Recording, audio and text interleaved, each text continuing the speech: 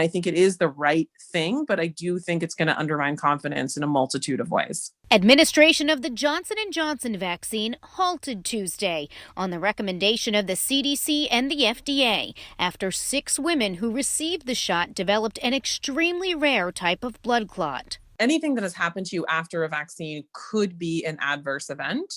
And so the FDA and the CDC does take that very seriously and makes sure that they do their due diligence, meaning they'll investigate this to see if there is any correlation between the vaccine and these events. With 7 million shots administered, Dr. LeMay says even 6 cases need to be investigated in the spirit of safety and transparency. To me, it's the right thing to do. To me, I'm also positive about it and optimistic because that means that our safety monitoring systems are also working, right? The fact that we were able to detect 6 out of 7 million is pretty amazing when you think about that. But she says there are big concerns in the medical community that this will increase vaccine hesitancy, which has already been a problem with the Johnson & Johnson vaccine because of the lower efficacy rating. Now that it has been paused, I think there will be issues of, even if there is no issue with, there's no link between the vaccine and blood clotting, I think people are now going to be scared to take it. So you're essentially removing a product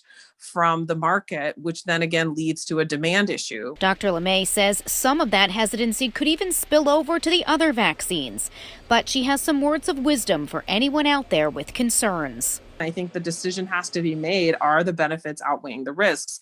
I think currently when you think about the 2 mRNA products, the Pfizer and Moderna products, I do think for the vast majority of the people, the benefits are going to outweigh the risks.